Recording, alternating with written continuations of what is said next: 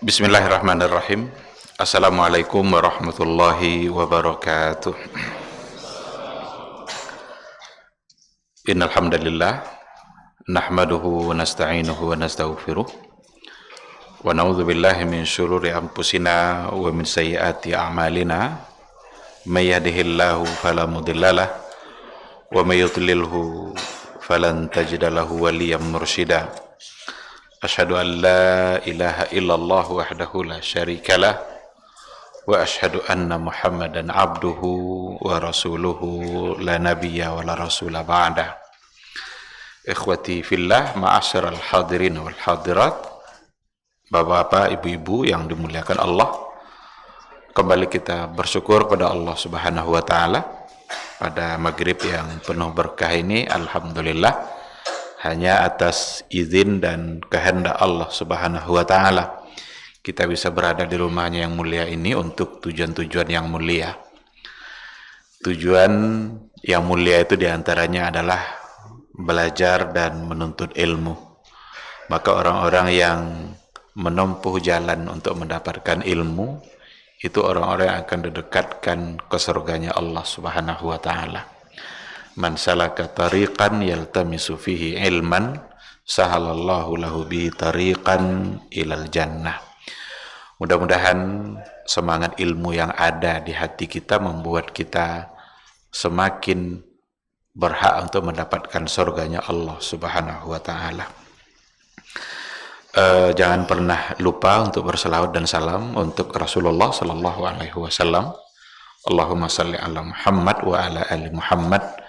Mudah-mudahan sosok figur yang diutus oleh Allah Subhanahu wa taala untuk menyelamatkan dunia dengan sebuah risalahnya hendaknya selalu kita taati, selalu kita tauladani, selalu kita jadikan panduan dan pedoman dalam melaksanakan apapun aktivitas hidup yang kita jalani.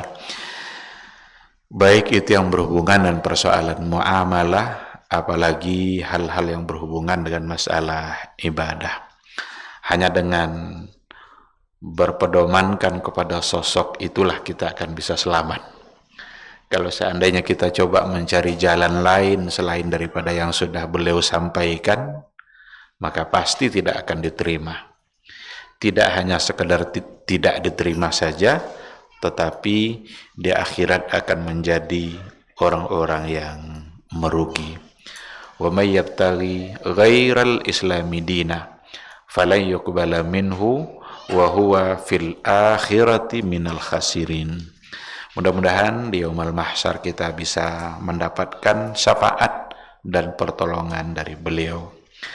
Amin amin ya rabbal alamin. Ikhwati fillah, ma'asyiral hadirin wal hadirat rahimani Allah wa iyyakum.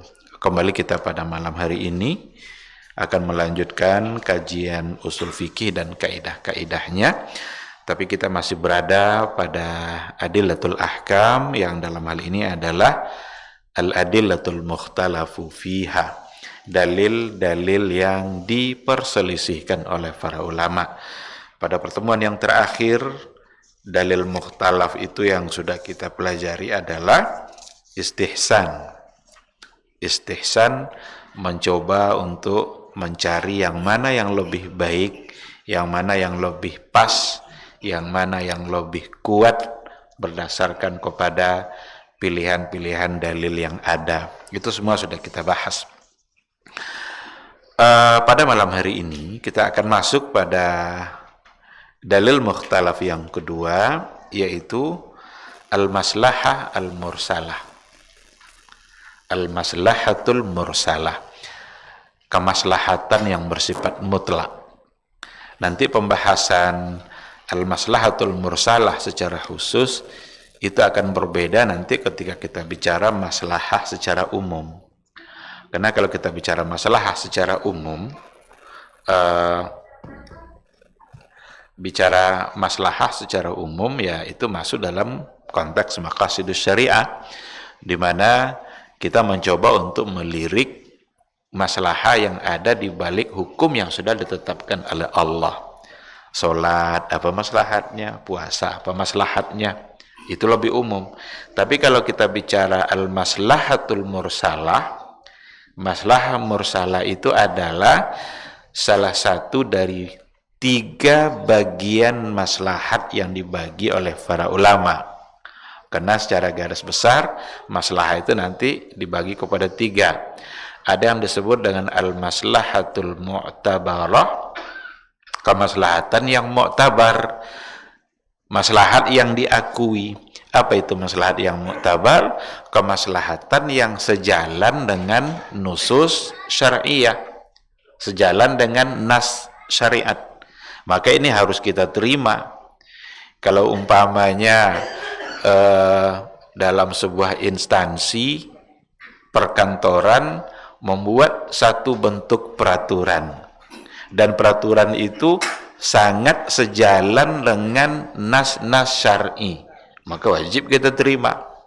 Umpama pimpinan bilang begini, asal sudah masuk waktu zuhur tak ada lagi yang bekerja, semua harus mempersiapkan dirinya untuk sholat zuhur.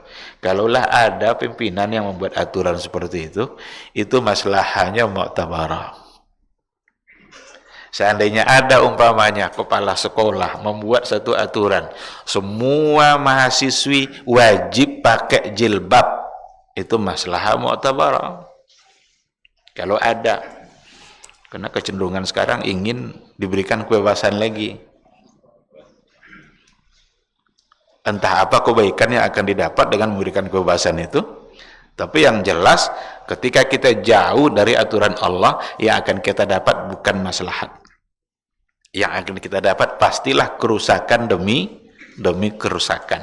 Kalau ingin rusak bangsa ini, jauh-jauhlah dari agama Islam. Tapi kalau mau baik bangsa ini, dekat-dekat dengan ajaran Islam. Amalkan perintah Allah, pasti baik. Karena janji Allah seperti itu. Nah, maka al-maslahatul mu'tabarah, kemaslahatan yang sejalan dengan nas dan diakui, maka wajib kita terima, tidak boleh kita tolak.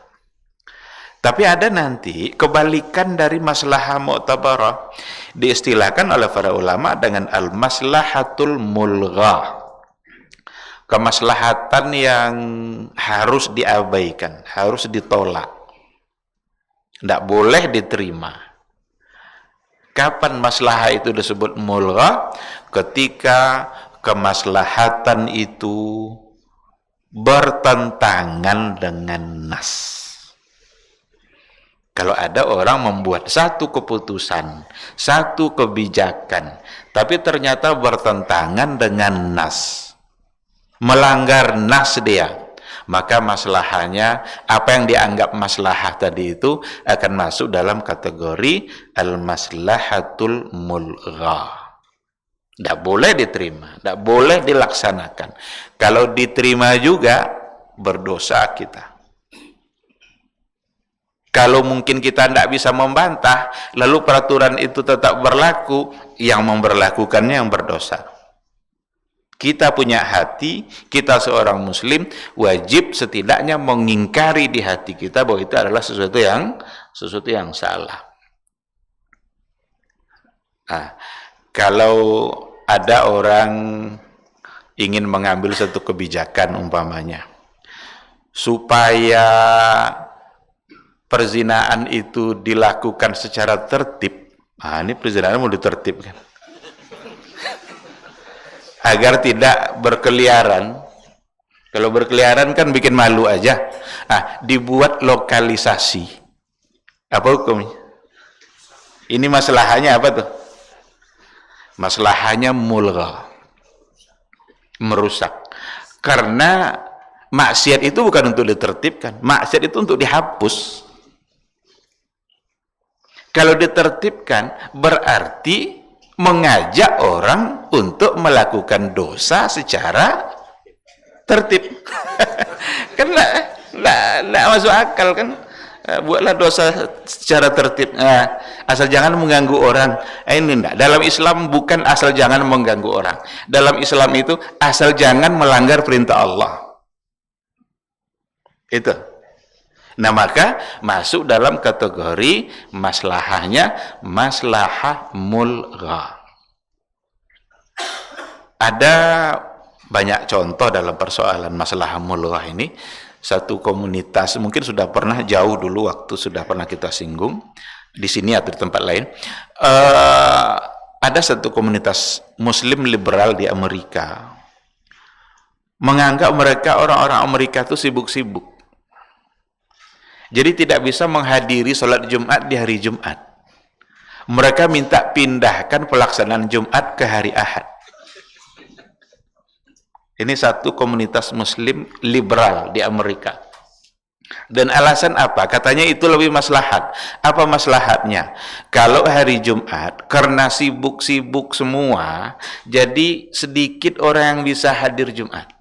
Kalau dipindahkanlah pelaksanaannya ke hari Ahad, akan banyaklah yang bisa menghadirinya, dan akan semakin banyak tausiah-tausiah agama itu didengar oleh banyak orang. Kan nampaknya masalah juga ada juga sedikit unsur masalahnya, biar tausiah banyak didengar oleh orang. Tapi ini masalahnya mulgha, harus diabaikan, harus ditolak, tidak boleh diterima. Kenapa masuk dalam kategori maslahah mulgha?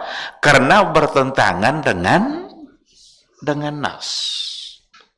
Apa nasnya? Ya jelas ayat Al-Quran. Bahkan ada dalam Al-Quran satu surat namanya surat Al-Jumu'ah. Surat Al-Jumu'ah itu ya yang berkaitan dengan sholat Jumat. Kalau sekarang mau dipindahkan ke hari Ahad, mau kita robah jadi nama surat Ahad.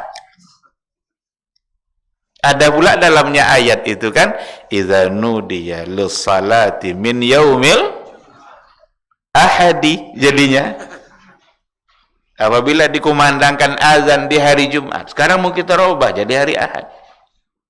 Jadi akan melanggar banyak hal-hal yang qat'i dalam agama kalau usulan yang dianggap maslahat tadi diterima.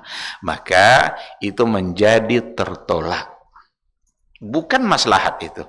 Itu mengacak-acak agama. Pemikiran seperti itu tak perlu pula jauh-jauh kita ambil ke Amerika. Di Indonesia ada tokoh nasional yang mengusulkan agar haji itu 3 kali setahun. Biar kan dulu sering terjadi musibah, orang desak-desakan, jemaah haji semakin banyak. Ini kayaknya harus ada solusi ini. Biar tidak terjadi lagi musibah-musibah desak-desakan itu, buat haji 3 kali setahun. Jadi kalau umpamanya ada 3 juta yang berangkat, biasanya dibagi 1 juta, 1 juta, 1 juta. Itu akan menjadi lebih, menurut dia, katanya maslahat. Tapi itu tidak bisa diterima. Kenapa demikian? Karena Rasul mengatakan begini, al-hajju arafah. Haji itu intinya ada pada Arafah. Hari Arafah berapa kali setahun? Sekali dalam setahun hari-hari Arafah. Kalau seandainya dibuat 3 kali, kapan wukuf di Arafahnya? Karena hari Arafah hanya 9 Zulhijjah. Maka yang seperti ini masuk dalam kategori mulgha, al-maslahah atau al-masalih al-mulgha, kemaslahatan yang tidak bisa diterima sama sekali. Ada orang bilang begini, ekonomi dunia ini memang akan baik kalau pakai sistem riba. Jadi katanya kalau mau baik, kalau mau bagus, membaik ekonomi kita, ikutlah teori-teori ekonomi dunia nih. Mereka bilang seperti itu. Ini juga menjadi bagian dari maslahah mulgha. Karena ikut ekonomi dunia itulah hancurnya sekarang ekonomi itu. Karena tidak lagi mengikuti teori ekonomi yang diajarkan oleh Rasul yang menyuruh kita untuk menjauhi riba. Setidaknya izinkan dulu konsep Islam itu diterapkan, tengok hasilnya. Ini ndak mau diizinkan itu masalahnya. Biarkan dulu dilaksanakan apa yang diatur oleh agama Islam tuh. Setidaknya izinkan untuk sama-sama gagal. Biar dicoba dulu apa yang ada pada Islam. Tetapi sudah alergi duluan terhadap apa yang diatur oleh agama. Yang kadang-kadang justru ketika diajak untuk melaksanakan apa yang diajarkan oleh agama, bisa-bisa menjadi sesuatu yang dicurigai. Bahkan dituduh berbagai macam hal yang tidak baik, macam-macam lah tuduhan-tuduhannya itu. Padahal Rasul itu diutus bukan hanya untuk orang Arab, tapi Rasul diutus untuk membawa sebuah risalah untuk dunia, rahmatan lil alamin. Nah, jadi ada maslahah mu'tabarah sejalan dengan nas wajib diterima, ada maslahah yang mulghah bertentangan dengan nas harus pula kita tolak. Di tengah-tengah ada nanti yang diistilahkan dengan al-maslahatul mursalah. Maslahah mursalah. Maslahah mursalah itu adalah satu bentuk kemaslahatan yang diyakini ada, tapi tidak ada dalil yang mendukung dan tidak ada pula dalil yang melarang. Nah, maka mursalah itu mutlaqah. Di antara makna mursalah mutlaqah. Al-maslahatul mursalah sama dengan al-maslahatul mutlaqah, mutlaq. Kalau dicarikan langsung ayatnya yang menyuruh, tidak ada juga. Dicarikan pula yang melarang, tidak ada juga. Jadi menyuruh tidak ada, melarang tidak ada, tapi pasti atau setidaknya mendekati kepada yakin bahwa itu adalah maslahat.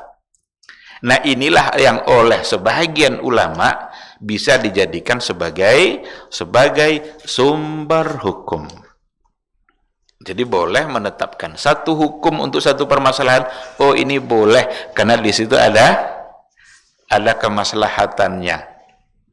Kemaslahatan itu yang menjadi patokan nanti untuk membolehkan sesuatu yang tadi tidak ada nas yang menyuruh dan tidak ada juga nas yang melarangnya.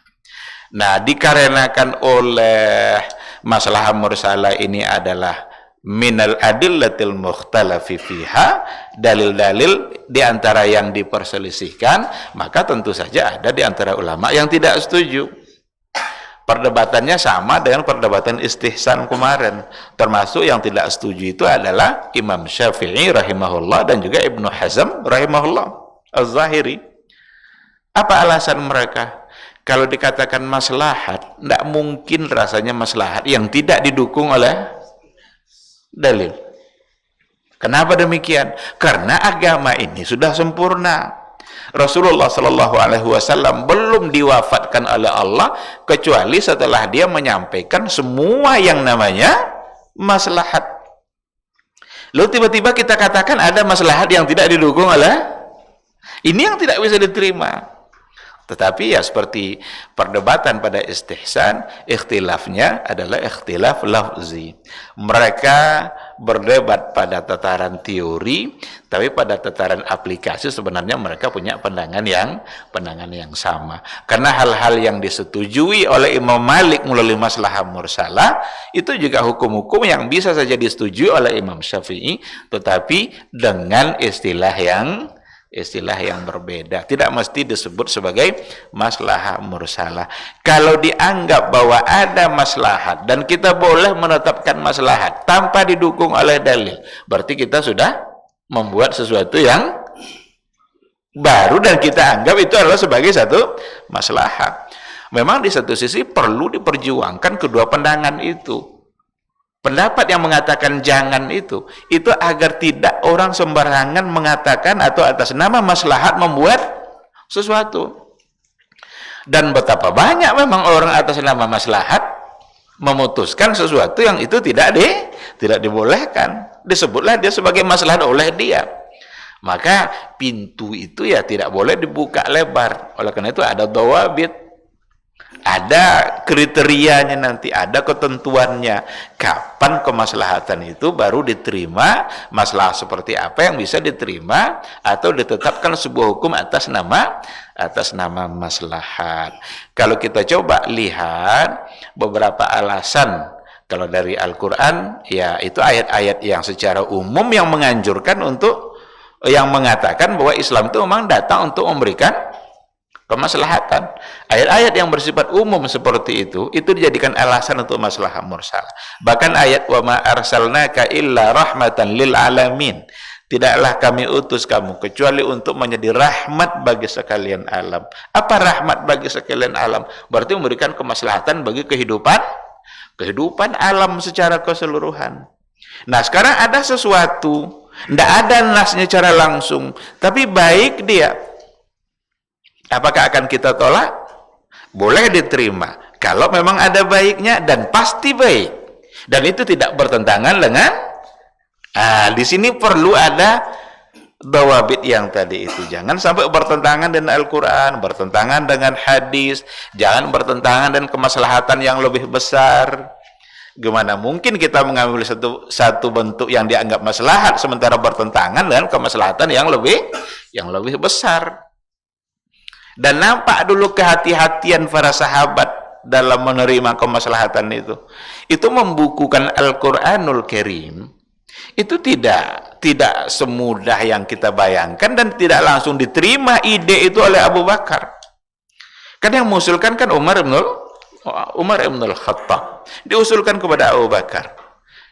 Apa kata Abu Bakar? Tidak mungkin saya melakukan sesuatu yang tak pernah disuruh oleh Rasul. Tapi Umar terus memberikan masukan-masukan.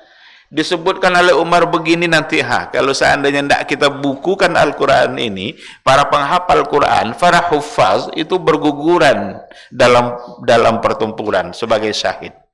Sementara yang tersisa tidak semuanya hafal Al-Quran. Seandainya tidak dibukukan nanti, bisa-bisa Quran hilang di tengah-tengah masyarakat. Sampai pada akhirnya, kata Abu Bakar, sampai akhirnya Allah membuka pintu hati saya untuk menerima idenya Umar. Maka dijadikan itu sebagai salah satu bentuk dari maslahah mursalah. Pasti maslahatnya, jelas maslahatnya, tetapi tidak ada perintah langsung. Nah, oleh yang membantah maslahah nanti, dia bilang begini, siapa bilang tidak ada perintah menulis Al-Quran? Karena pada masa Rasul, meskipun tidak semua orang yang pandai tulis baca, tapi ada di antara sahabat yang menulis Al-Quran. Berarti ketika ada yang sudah mulai menulis Quran, sudah menjadi sesuatu yang diterima pada masa Nabi. Maka bagi mereka itu tidak perlu disebut masalah mursalah. Nah, gitulah ikhtilaf mereka. Jadi ikhtilaf lafzi. Mereka tidak pada substansinya, tapi formalitasnya mereka berkhilaf. Itu dikarenakan oleh kehati-hatian mereka dalam menjaga agama. Yang mengatakan boleh juga untuk kehati-hatian mereka agar bisa Islam tetap menjadi solusi. Karena kalau ditutup pintu maslahat seketat-ketatnya, akan ada banyak hal nanti yang sulit untuk kita beradaptasi dalam mengikuti perkembangan zaman. Nah, jadi ikhwati fillah, ma'asyiral hadirin wal hadirat rahimani Allahu wa iyyakum. Persoalan masalah mursalah ini nanti akan banyak pada masalah muamalah. Masalah mursalah akan lebih banyak nanti penerapannya pada persoalan muamalah. Muamalah itu ya dalam kehidupan keseharian kita kan ada banyak hal yang tidak masuk dalam kategori ibadah, apalagi ibadah mahdhah. Kalau ibadah ghairu mahdhah ya muamalah pun sebenarnya adalah ibadah. Kalau ibadah mahdhah itu kan memang tata caranya, waktunya, berapa jumlahnya, kan semua sudah diajar oleh Nabi. Ini kita tidak bisa buat-buat ini. Tidak bisa kita main tebak-tebakan dalam persoalan ini. Oh, kalau mungkin begini aja lah, tidak bisa. Karena Nabi yang sudah jelas-jelas menyampaikan. Tapi ada istilah ibadah ghairu mahdhah. Silaturahim itu ibadah enggak? Ibadah tapi ghairu mahdhah. Bisa berkembang silaturahim itu. Kalau dulu orang mungkin silaturahim langsung dia datang. Sekarang yang langsung datang kadang sudah jarang. Karena sudah tergantikan oleh yang lain yang membuat dia tak perlu datang lagi. Entah yang mana yang lebih afdal, wallahu alam. Mungkin saja yang langsung datang ketemu senyum-senyum dia secara langsung mungkin lebih afdal. Tapi ketika tidak punya waktu secara langsung atau tidak punya ongkos secara langsung biaya, tapi sudah bisa tergantikan, terputuskah silaturahim? Enggak. Menuntut ilmu itu ibadah enggak tuh? Tetapi menuntut ilmu hari ini sudah berbeda caranya. Iya kan? Maka bisa berkembang. Oleh karena itu kalau kita bicara ibadah, ibadah itu kan selalu diistilahkan dengan tauqifi. Minal umuri tauqifiyah, itu sesuatu yang memang tauqifi, datang dari Rasul panduannya.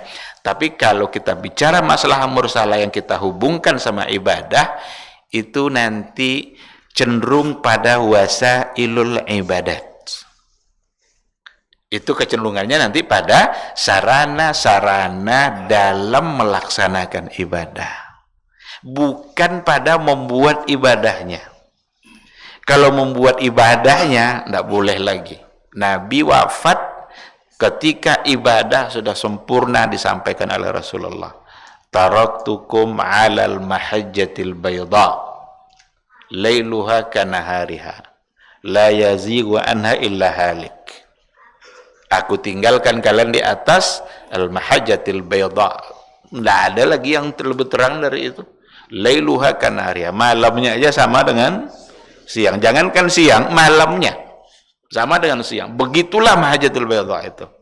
Nggak ada yang menyimpang dari itu illa halik, kecuali binasa. Tidak ada yang menyimpang dari jalan Rasul kecuali binasa. Hancur dia, celaka dia. Itu Nabi yang mengatakan seperti itu.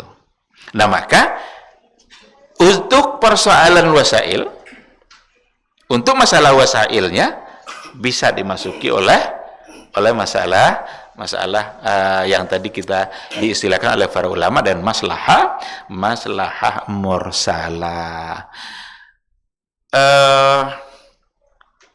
Kalau kita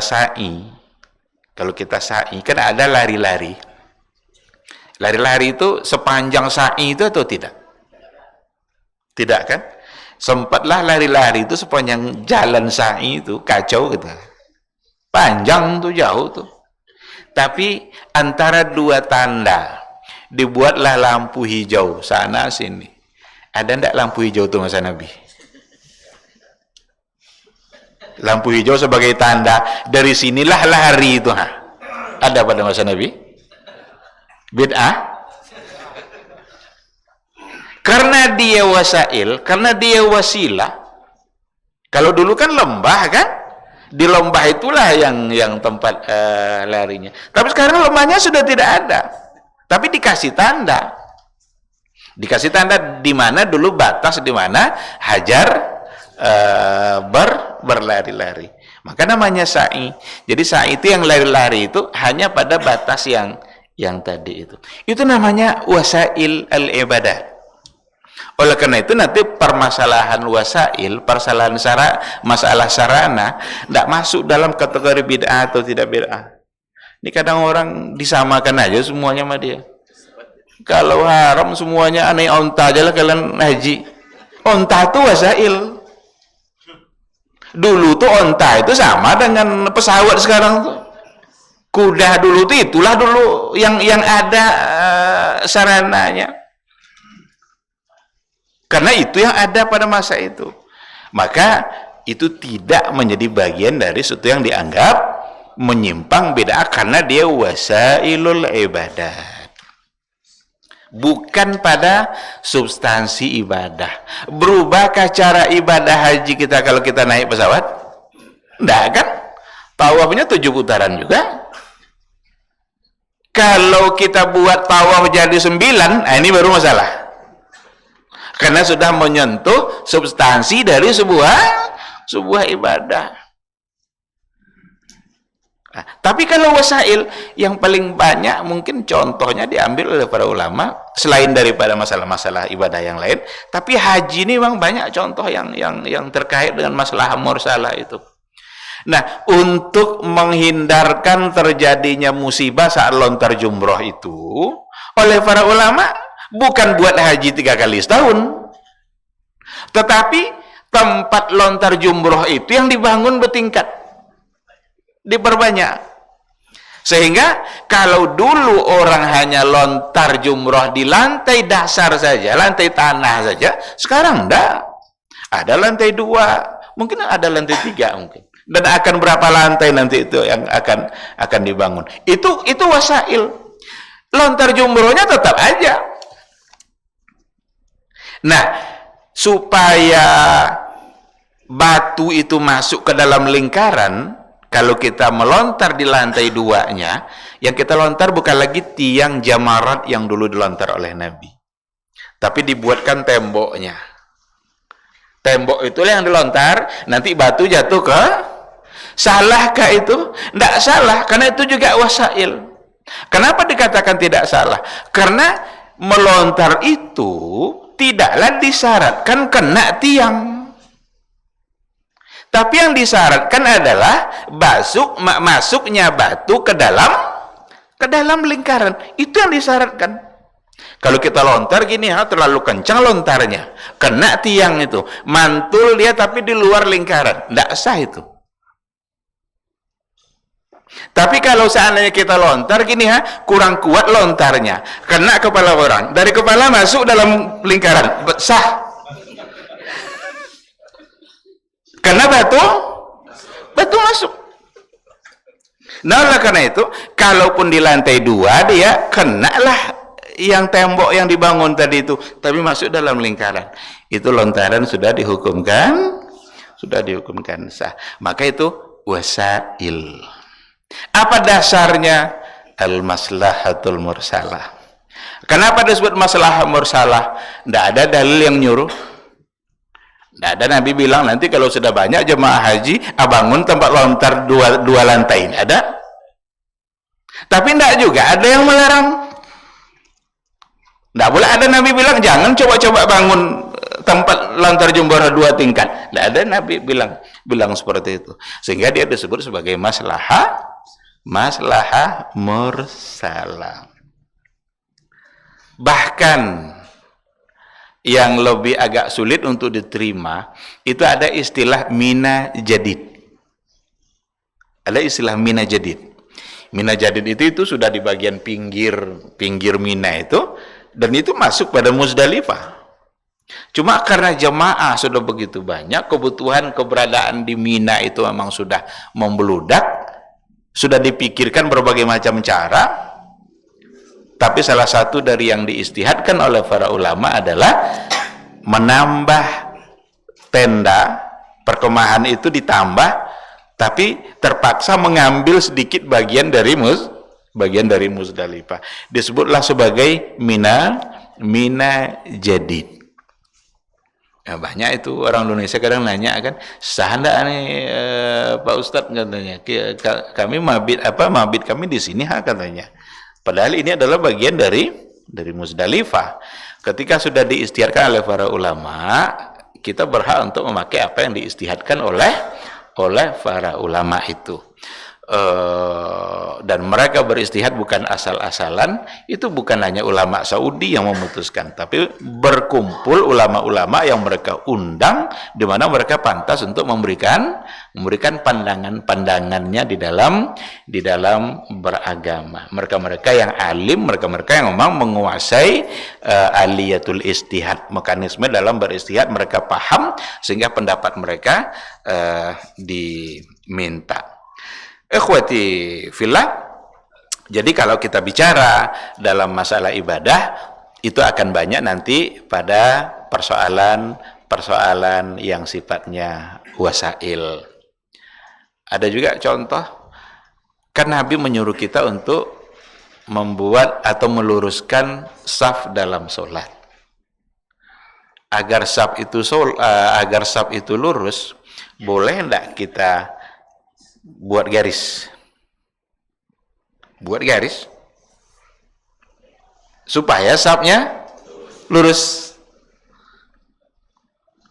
Atau sejadahnya sengaja dibentuk ada garis di mana itu ada untuk batas kaki. Jangankan garis, sejadah aja enggak ada pada masa Nabi. Kan masjid Nabi kan enggak ada keramiknya, enggak ada sejadah-sejadah apa ya kan, tanah kan, maka ada sunnah sholat pakai sandal. Ada sunnah Nabi sholat pakai sandal. Bahkan sallu bini alikum, sholatlah dengan sandal kalian. Karena orang-orang Yahudi Nasrani mereka tidak beribadah dan menggunakan sandal itu. Tapi jangan amalkan sunnah hari ini. Masuk nanti Masjid Taubah ini pakai sandal. Ini sunnah Nabi. Ini kan hadis, kan Rasul yang nyuruh sallu bini alikum. Nggak. Disinilah pentingnya kita memahami hadis secara baik. Jadi bagaimana konteks di dalam memahami sebuah hadis itu sangat penting dalam memahaminya. Jadi masjid Nabi sangat sederhana sekali. Karena memang yang terpenting masjid itu bukan kemegahannya. Buat apa masjid megah-megah tetapi ternyata tidak dimakmurkan atau tidak diisi. Tapi masjidnya sangat sederhana. Sangat sederhana sekali. Bahkan juga diriwayatkan Nabi kadang selesai sholat dia usap mukanya untuk menghapus pasir-pasir yang ada. Jadi dijadikan pula sunnah bahwa selesai sholat harus mengusap wajah. Jadi perlu dipahami secara baik. Maka ambil cara untuk meluruskan saf, insya Allah tidak menjadi satu kesalahan. Tapi ketika tidak memerlukan itu dan saf bisa lurus, buat apa? Berarti tidak diperlukan. Maka apa yang diperlukan sebagai wasail tidak menjadi sesuatu yang terlarang. Tapi kalau menyentuh substansi dari sebuah ibadah, itu akan menjadi masalah nanti dalam ibadah kita. Baik, karena waktu Isya sudah masuk, kita akan jawab dulu suara azan.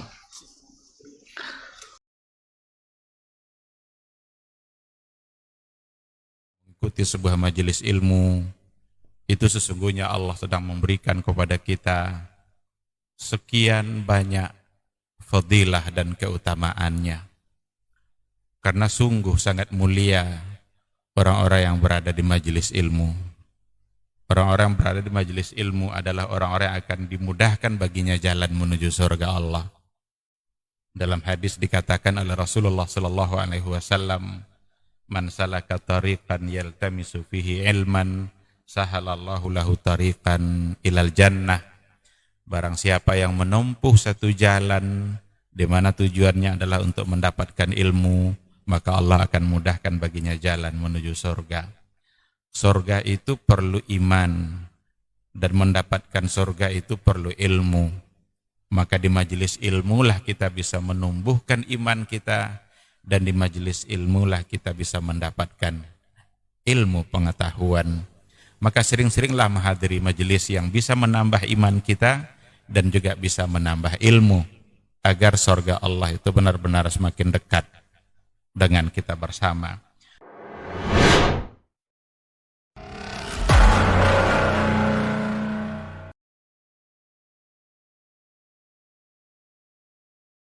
Majtama'a qaumun fi baitin min buyutillah yatluna kitab Allah wa yatadarasunahu fima bainahum illa nazalat alaihimus sakinah wa ghasyiyatuhumur rahmah wa haffat bihimul malaikah wa dzakarahumullahu fiman indah. Tidaklah suatu kaum duduk di salah satu rumah Allah membaca ayat-ayat Allah dan sama-sama mempelajarinya, kecuali turun kepada mereka as-sakinah, ketentraman dan kenyamanan. Wa ghasyiyatuhumur rahmah, dan mereka diliputi pula oleh rahmat, kasih sayang dari Allah Subhanahu wa taala. Wa haffat bihimul malaikah, dan mereka pun dikelilingi oleh para malaikat. karena malaikat suka majelis-majelis zikir dan ilmu. Wa dzakarahumullahu fi man indah, dan Allah akan banggakan sebut-sebut mereka di kalangan malaikat-malaikat yang ada di sisinya, di masyarakat atas. Mudah-mudahan kita termasuk yang sering disebut-sebut di sisi Allah di kalangan para malaikat, dan di akhir majelis ini mudah-mudahan kita pula mendapatkan seperti yang tersebut dalam hadis qudsi, qumu maghfuran lakum, silahkan berangkat meninggalkan majelis ini dalam keadaan diampuni dosa-dosa kalian.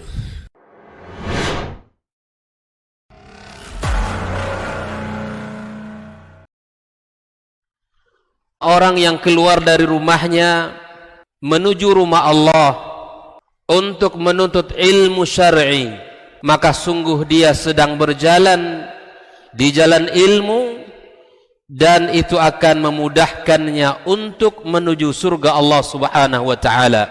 Man salaka tariqan yatlubu fihi ilman salakallahu bihi tariqan min turuqil jannah. Barang siapa yang menempuh sebuah jalan yang ditempuhnya adalah jalan menuntut ilmu, maka Allah akan mudahkan jalannya untuk menuju surga Allah Subhanahu wa taala. Orang yang berangkat ke masjid untuk menuntut ilmu syar'i dianggap sebagai jihad fi sabilillah.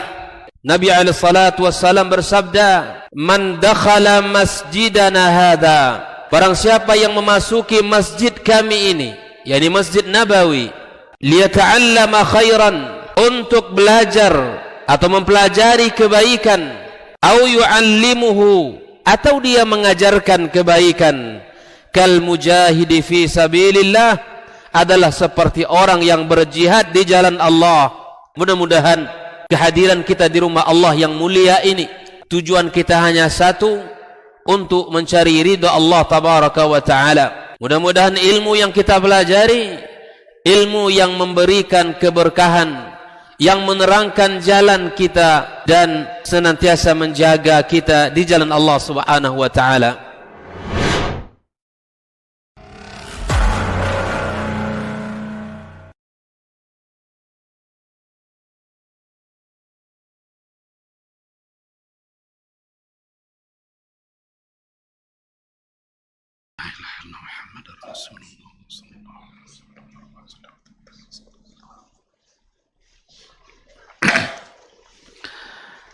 Bismillahirrahmanirrahim. Alhamdulillah wassalatu wassalamu ala Rasulillah wa ala alihi wa sahbihi wa mawala.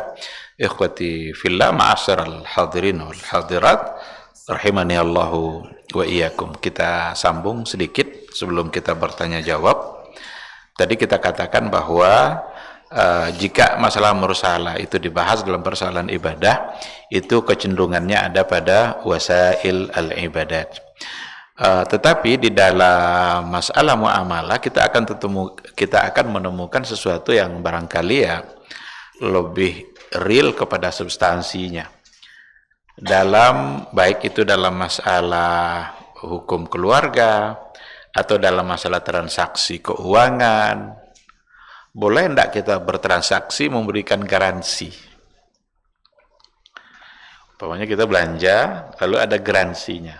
Garansi namanya, yang umpamanya dijaminnya dalam waktu sekian umpamanya 1 tahun atau 3 bulan.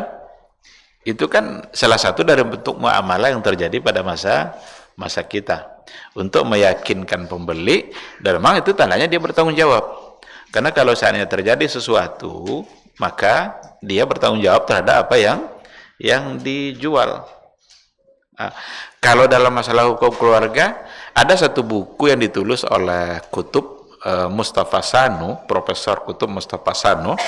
Dia guru besar di Malaysia, Universitas Islam Internasional Malaysia. Dia menulis sebuah buku, judulnya itu Al-Masalih Al-Mursalah. Itu judul bukunya, tapi tipis.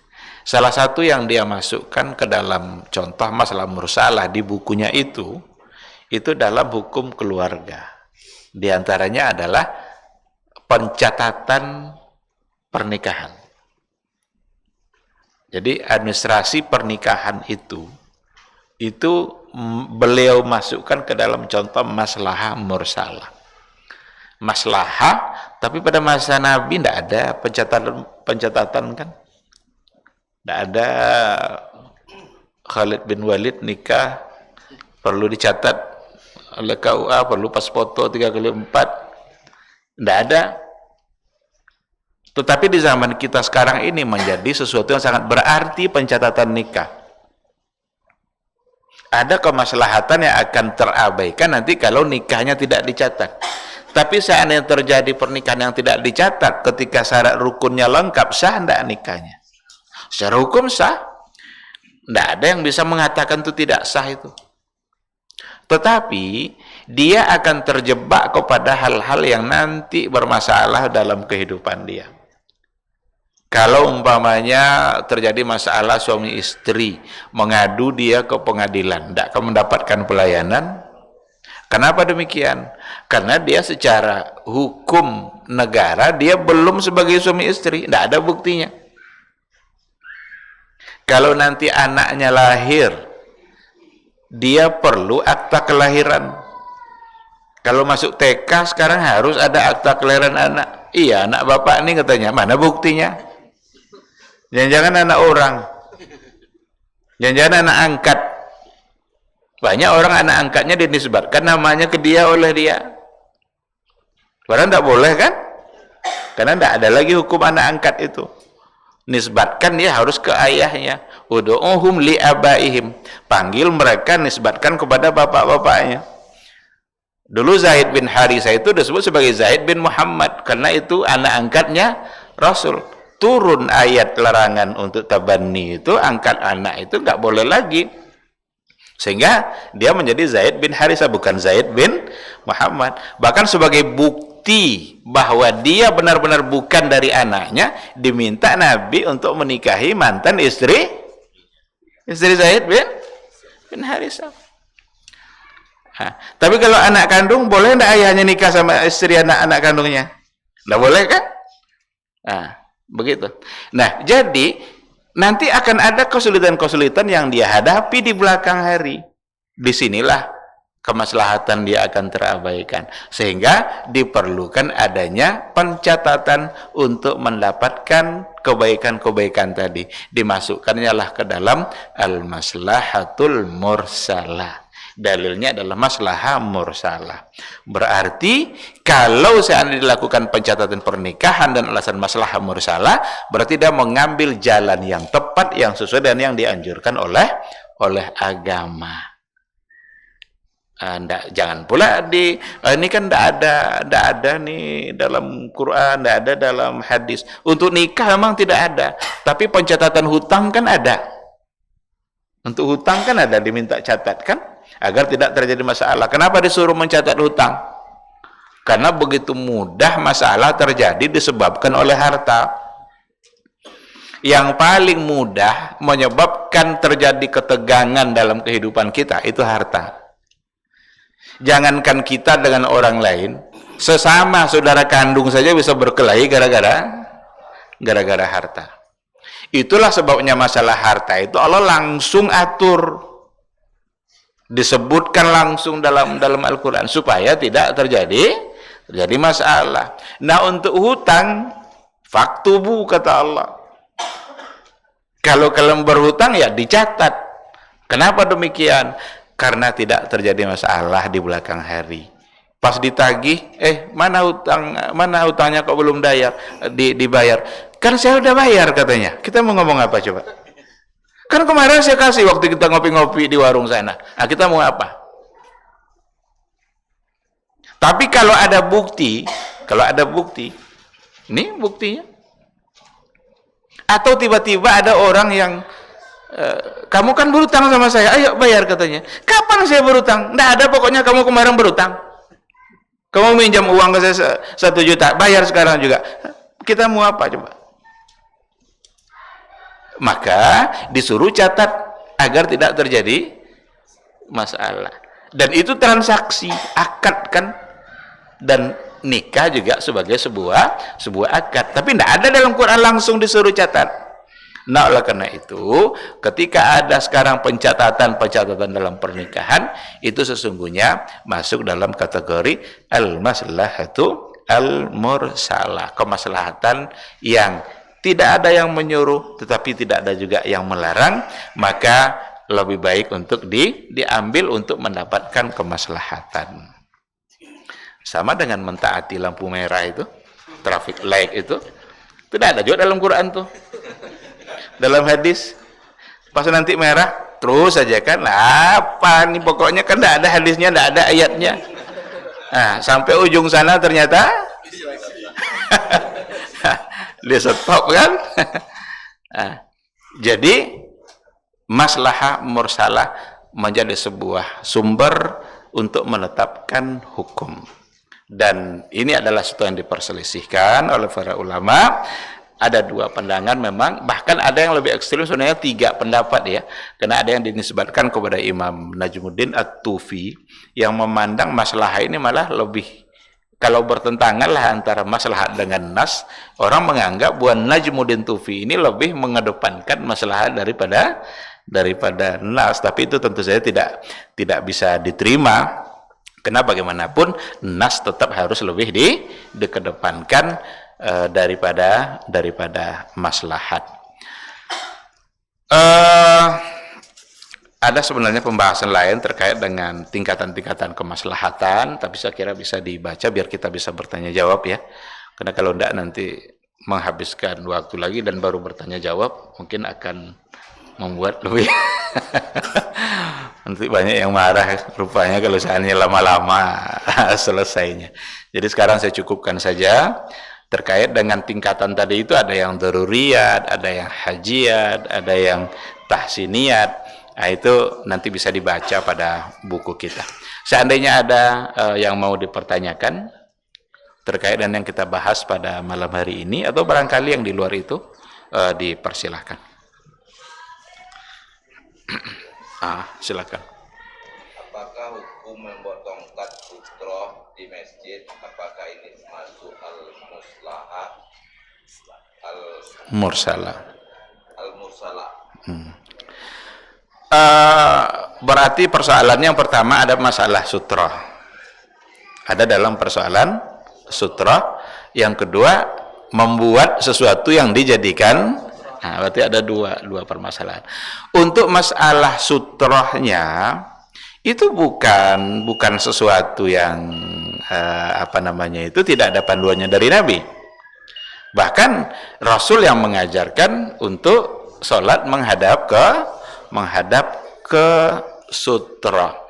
Jadi antara dia dengan sutroh itulah batas di mana nanti dia akan sujud, untuk memberikan kebebasan orang lewat di hadapannya. Karena kata Rasul juga, kalau seandainya ada orang yang lewat di hadapan yang sedang sholat, fal yudafi'hu wa in aba fal yuqatilhu. Jadi halangi dia. Kalau ingin lewat juga dia fal yuqatilhu. Yuqatil itu kan lebih dahsyat lagi, itu perangi dia kan, bahkan bunuh dia kan. Fa inna ma huwa syaitan. Karena dia adalah syaitan. Tapi pahami baik-baik hadis ini. Jangan nanti ada orang lewat tidak mau dilarang, selesai sholat, assalamualaikum syaitan. Karena dia fa inna ma huwa syaitan. Maksudnya oleh Nabi, dia itu berarti melakukan sesuatu yang suka dilakukan oleh syaitan. Karena syaitan itu biasa mondar-mandir untuk mengganggu orang sholat. Bahkan Nabi pun diganggunya. Nabi biasa kalau sholat kadang ditancapkannya pedangnya sebagai sutra. Maka yang dianjurkan punya sutra adalah imam. Makmum tidak. Karena sutranya makmum adalah sutranya imam. Sehingga kalau seandainya sholat kita batal lalu kita keluar harus melewati makmum, tidak usah ragu. Karena lewat depan makmum tidak apa-apa. Kalau dia sedang berjamaah dengan imamnya, lewat depan imamnya yang dilarang. Jadi kalau batal wudhu kita ya keluar aja, meskipun kita nanti melewati banyak orang itu tidak salah. Tapi kalau dia sendiri, ada sunnah untuk dilakukan. Wajibkah? Tidak sampai ke tingkat wajib. Tapi Nabi menyuruh. Karena ada satu riwayat yang juga dikatakan Nabi pernah sholat di Mina, tetapi dia tidak menghadap ke sutra. Di sebuah tempat, di sebuah lapangan, tapi tidak menghadap. Ada di antara riwayat yang punya seperti itu. Oleh karena itu para ulama mengatakan tidak sampai ke tingkat wajib dalam masalah sutra. Tapi jangan andalkan nanti tidak sampai ke tingkat wajib itu untuk ditinggalkan. Nah, ini banyak orang kan tidak wajib, lalu tidak wajib itu jadi alasan untuk ditinggalkan. Enggak. Yang dikedepankan adalah yang jelas Nabi melakukan dan Nabi menganjurkan untuk melakukan itu. Perkara tidak sampai ke tingkat wajib itu tidak menjadi masalah kita. Kita hanya bersemangat untuk mengamalkan apa yang dianjurkan oleh Rasulullah sallallahu alaihi wasallam. Lalu kalau kita sholat, bagaimana cara kita mengambil sutra? Ada dinding, ada tiang yang barangkali di tengah-tengah masjid, atau ada rak-rak mushaf yang mungkin ada berjajar. Pokoknya sesuatu yang bisa dijadikan sutra. Dan sutra itu adalah asya musakhasah, sesuatu yang timbul dan nampak. Orang tahu kalau itu kita jadikan batas. Maka ujung sejadah tidak bisa dianggap sutra. Kita gelar sejadah kita. Kan ada ujungnya tuh. Kan inilah sutra saya. Enggak. Jadi asya musakhasah. Nampak ada sesuatu. Kita tegakkan sedikit atau nampak ada itu sebagai tanda. Nah, lalu bagaimana dengan kalau kita sengaja buatkan tonggak-tonggak sutra-sutra atau seperti apa umpamanya kan? Seperti ini. Bisa jadi itu sebagai wasilah, tapi Nabi tidak pula pernah mau menyuruh untuk membuat secara khusus, buatlah sutra-sutra di masjid kalian. Enggak. Karena kalau sutra apa yang bisa. Bahkan ada yang dibahas oleh para ulama, boleh enggak dijadikan sutra punggung orang. Orang sedang baca Quran ya, awak sholat belakangnya. Dijadikan itu. Kalau memang itu sebagai apa? Tidak ada yang lain. Kalau ada yang lain, bagus yang lain. Ada dinding di sini, ada tiang ini. Karena kalau nanti pas kita berallahu akbar tegak dia. Pergi dia kan? Karena urusannya sudah selesai. Atau mungkin dia berdoa mungkin sebelum keluar masjid, kita baru takbir. Dia selesai berdoa keluar dia kan? Maka kalau ada umpamanya selain itu, jangan jadikan itu. Tapi kalau enggak, maka boleh untuk dijadikan sebagai tanda. Nah, oleh karena itu membuatkan secara khusus ya barangkali tidak mesti pula kita takalluf dalam masalah ini. Takalluf itu artinya apa istilah takalluf itu? Memasuk-masuk untuk memperberat diri sehingga harus dibuatkan enggak. Tapi kalau ada sesuatu yang barangkali ingin dijadikan itu bisa sebagai wasilah sebenarnya untuk melaksanakan apa yang dianjurkan oleh Nabi. Karena dengan cara itu kita bisa melaksanakan salah satu dari yang disunnahkan oleh Rasulullah sallallahu alaihi wasallam. Sekiranya seperti itu, wallahu subhanahu wa ta'ala a'lam. Silakan.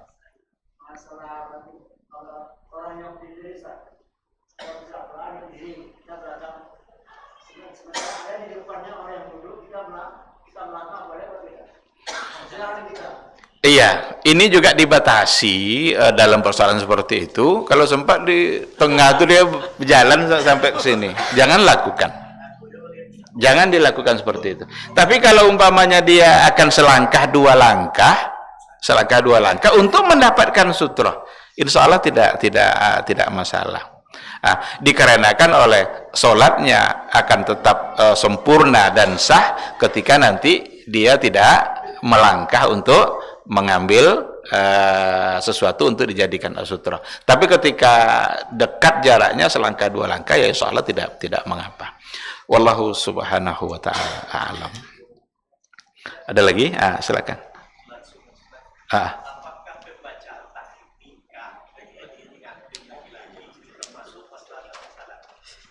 Ta'liq? Ya, ini Pak KUA bagusnya menjawabnya. diminta mereka sebenarnya untuk menjawab persoalan seperti ini kan, ta'liq nikah gitu. Ya bisa saja dengan tidak membaca itu membuat kita ya akan lebih tidak bertanya-tanya gitu. Dan yang dibaca itu juga bisa saja tidak sepenuhnya sesuai kan, apabila apa bunyi lelamu hendak lo pernah diulang-ulang itu masalah. Apa bunyi apabila kan ada saya pokoknya ada lah itu ta'liq itu. Ada yang sudah mengulang berkali-kali, mungkin dia hafal. Mungkin dia hafal kan. Tapi kan intinya kan berarti tolak saya jatuh dan saya dibayar 10.000 itu digunakan pula untuk itu. Kalau dibawa kepada aturan agama sebenarnya tidak seperti itu. Karena yang ada bayar seperti itu khulu yang harus kalau berpisah atas nama khulu, istri harus mengembalikan kembali mahar dan itu kembali ke kita, bukan untuk kemaslahatan umum. Nah, tapi karena itu yang berlaku di aturan kita dan di KUA kita, ya kita mau apa? Tentu saja kita ikuti apa yang dia perintahkan. Kecuali kalau mau dia Pak KUA, untuk saya tidak baca itu, insya Allah saya akan taat saja. Insya Allah saya akan coba jaga diri saya tanpa ada ta'liq itu. Kalau bisa seperti itu ya enggak usah jadi baca. Wallahu subhanahu wa ta'ala a'lam. Silakan. Masalah apa Ustaz? Pemindahan kuburan lebih ke kepentingan umum Ustaz. Termasuk musalah Ustaz. Pemindahan kuburan. Iya. Dijadikan untuk sakit rumah sakit atau jalan. Iya. Hukumnya boleh, bahkan harus. Ya, apalagi mau dibangun masjid atau musola. Jadi kalau ingin dibangun satu masjid dan ternyata bagian dari tanah yang akan dibangun itu ada kuburan, maka diminta untuk memindahkan kuburan itu supaya tidak ada kuburan di dalam masjid, diminta untuk dikuburkan. Maka memindahkan itu tidak masalah. Atau jalan umpamanya ini akan menjadi jalan umum, ada 1 atau 2 mungkin yang kena oleh badan jalan tadi, maka diminta untuk dipindahkan, insya Allah itu dibolehkan, bahkan malah dianjurkan. Wallahu subhanahu wa ta'ala alam. Asal jangan ini persoalan kuburan keramat nih sekarang nih. Dan biasanya kalau kuburan keramat itu dipindahkan nanti muncul cerita-cerita itu, dan orang lain tidak boleh lihat. Nah, datang cerita-cerita kan, dulu pas saat memindahkan kuburannya bercahaya macam-macam yang diapakan. Tapi karena orang lain tidak ada yang lihat, yakin aja kan, iya aja. Padahal perlu pembuktian. Wallahu subhanahu wa ta'ala alam. Nah, ada pertanyaan, silakan. Saya menanyakan perkara musalah tadi yang disuruh atau dilarang tadi itu dibolehkan dengan syarat Jika berhubungan dengan ibadah. Jadi ada apakah ini yang dinamakan para ulama itu hasan atau hasanah atau kata saya salah. Rasanya tidak hasanah. Kalau umpamanya berhubungan dengan wasilah ibadah, itu tidak disebut sebagai bid'ah hasanah, bahkan dia tidak bid'ah. Karena memang itu adalah wasail yang mendukung untuk pelaksanaan sebuah ibadah. Nah, hubungannya nanti dengan persoalan bid'ah itu adalah ketika kita memasukkan sesuatu sebagai ketentuan agama. Dan ini dalam masalah ibadah tentu saja kan, kita jadikan dia sebagai ketentuan agama, bahwa agama yang mengharuskan begini, padahal tidak ditemukan alasan-alasan yang mendukung untuk itu. Di sini kita harus berhati-hati. Kan dulu sudah panjang lebar kita bicara ini kan, kapan sesuatu disebut sebagai bid'ah, kan mentahsis berbagai hal dalam persoalan kehidupan. Mentahsiskan waktu, mentahsiskan tempat, mentahsiskan sifat, mentahsiskan cara, bahkan mentahsiskan warna.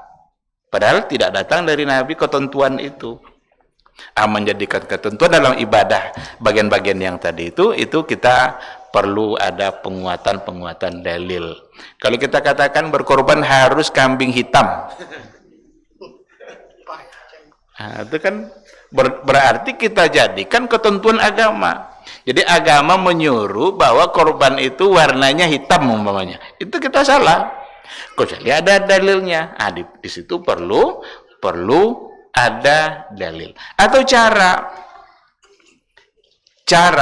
kenapa kita umpamanya salam itu ke kanan dulu, lalu ke kiri. Karena memang itu cara yang diajarkan Nabi. Tapi kalau kita salam angguk-angguk ke dia, salam angguk-angguk, assalamualaikum. Berarti kita buat cara. Maka cara salamnya orang Syiah menjadi tidak diterima. Karena orang Syiah menyelesaikan sholatnya dengan tepuk paha 3 kali. Tepuknya paha 3 kali. Ternyata itu laknat untuk Abu Bakar, Umar, dan Utsman. Yang 3 tadi itu. Tepuk pertama laknat untuk Abu Bakar, tepuk kedua laknat untuk Umar, tepuk ketiga laknat untuk Utsman bin Affan. Karena yang mereka akui hanyalah Ali bin Abi Thalib. Akan tertolak karena dia sudah membuat cara. Jadi ada cara-cara yang kita jadikan ketentuan dalam beragama, kita anggap itu yang disyariatkan, maka akan menjadi salah. Dan di situ tidak ada hasanahnya itu. Kalau yang berkaitan seperti tadi itu tidak ada yang hasanahnya itu. Semuanya adalah sayyi'ah. Karena Nabi yang mengatakan kullu bid'atin dalalah.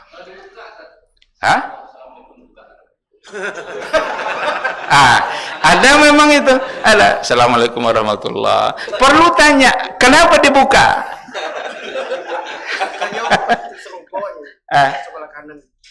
Kalau bukan rokok. Berarti jadi kalau kalian buka pintu surga, tidak buka arah kanan aja ya. Berarti ini sudah menentukan satu cara. Kalau dia bilang ini Nabi yang nyuruh, ini bahaya. Berarti harus ada alasannya, harus ada dalilnya. Mana riwayatnya? Kita beragama ini kan yang diinginkan Allah dan Rasulnya kan, bukan yang diinginkan oleh kita. Kalaulah beribadah itu apa yang kita inginkan, mungkin tak perlu Nabi diutus, kita aja buat apa yang kita suka kan. Nabi diutus itu agar kita punya panduan dalam beribadah. Maka kata Rasul, jika yang saya sampaikan itu adalah persoalan agama, ambil, khudhu, pegang itu baik-baik. Tapi kalau yang saya sampaikan ada hal-hal yang berkaitan dengan dunia, kata Nabi, antum a'lamu bi umuri dunyakum. Kalian lebih paham dengan urusan dunia. Tapi masalah agama, ambil dari saya. Itulah jalan yang selamat. Wallahu subhanahu wa ta'ala a'lam. Baik, masih ada, silakan. Masalah apa Ustaz? Di kantor-kantor kan banyak itu kan tidak ada masjid dan musola. Sementara kadang-kadang ada kawan yang mengatakan sholat berjamaah itu di masjid bukan di musola. Jadi gimana hukum itu? Di masjid sebagai berjamaah itu jelas, betul. Tetapi ada istilah lain selain daripada masjid yang dimaksudkan itu. Maka masjid itu ada yang masjid yang sifatnya jami', yang di situ ada sholat Jumat. Tapi ada nanti istilah masjid saja yang tidak disebut sebagai jami', di mana dia tidak ada sholat Jumat. Pada masa Nabi tidak ada istilah musola. Tidak disebut istilah musola. Bahkan musola yang ada di hadis Nabi itu artinya lapangan. lapangan kan. Sholat Idul Fitri di musola itu lapangan maksudnya. Kita sekarang kita gunakan istilah musola itu adalah untuk tempat sholat berjamaah yang di situ tidak ada masjid. Maka di samping-samping Masjid Nabawi itu ada Masjid Abu Bakar, ada masjid itu kecil-kecil itu, tidak ada Jumatnya, tapi ada orang sholat di situ. Ada orang yang mengerjakan sholat berjamaah tetapi tidak ada Jumatnya. Nah, oleh karena itu sekarang karena istilah musalla itu adalah seperti yang masjid yang tidak ada Jumat yang pada masa Nabi dulu, maka insya Allah di situ boleh digunakan untuk kita berjamaah jika memang ada orangnya. Bahkan ada pertanyaan, apakah di musalla ada tahiyat musalla? Ya, ada tahiyat masjid. Sekarang ada musalla, ada enggak tahiyatnya? Itu dibahas oleh para ulama, menandakan bahwa memang ada sholat di situ kan. Maka seandainya memang di musalla itu ada jadwal sholat tertib dan diazankan di setiap 5 waktu, ada jemaahnya, boleh mengerjakannya. Tapi kalau tempat yang tidak seperti itu, maka tidak ada tahiyatnya. Umpama di kantor ada ruangan yang sholat di situ cuma zuhur saja, atau mungkin zuhur tambah asar, nanti separuh orang zuhur tadi karena sebagian sudah pulang, tapi maghrib tidak ada, isya tidak ada, subuh tidak ada, berarti tidak ada tahiyatnya karena tidak fokus memang untuk sholat 5 waktu. Atau ada ruangan di bandara umpamanya, orang kapan mampir sholat di situ, tapi tidak ada diatur memang jadwal sholat azannya itu tidak tertib, itu juga tidak ada tahiyatnya. Tapi ketika ada masjid di bandara yang memang untuk masjid, bahkan ada Jumatnya juga di situ, bisa ada tahiyatnya itu.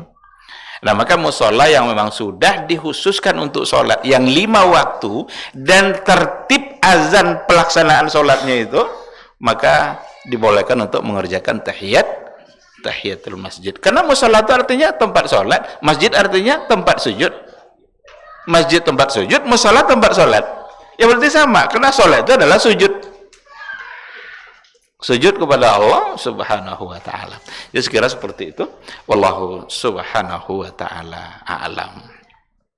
Masih ada? Posisi kita dalam mushaf itu kan, kita dalam mushaf tersebut kata kulluhur. Kita dalam waktu itu kendaraan mana lebih afdal kita dikuasarkan di awal atau di akhiran kita waktu sholatnya? Kalau umpamanya ini biasa kebiasaan, kalau zuhur sama asar orang pasti berhenti untuk makan. Cuma kadang enggak sholat dipikirnya makan, dipikirnya. Kalau memang sudah berhenti untuk makan, ya jangan diundur sholatnya. Berarti sekalian untuk zuhur plus asar sebagai jamak takdim. Tapi ketika dia terus memang dan tidak berhenti, ya usahakan untuk harus berhenti nanti di waktu asar. Tapi pertama kita akan menyiksa diri kita sendiri dengan tidak makan, kedua kita menyiksa ruh kita dengan mengakhirkan sholat. Tapi yang jelas kalau mentakhir itu dibolehkan. Maka dalam hadis dikatakan juga Rasulullah Shallallahu Alaihi Wasallam, jika dia memulai safarnya setelah masuk waktu, dia akan jamak takdim. Tapi kalau dia memulai safarnya sebelum masuk waktu, mulai dia berjalan, berarti dia akan jamak takhir. Nah, jamak takdim, jamak takhir itu dua hal yang dibolehkan oleh agama. Tapi kalau kita bisa takdim, maka dengan takdim itu tentu akan lebih baik, karena itu lebih bersegera untuk mengerjakan perintah Allah. Wallahu subhanahu wa ta'ala a'lam.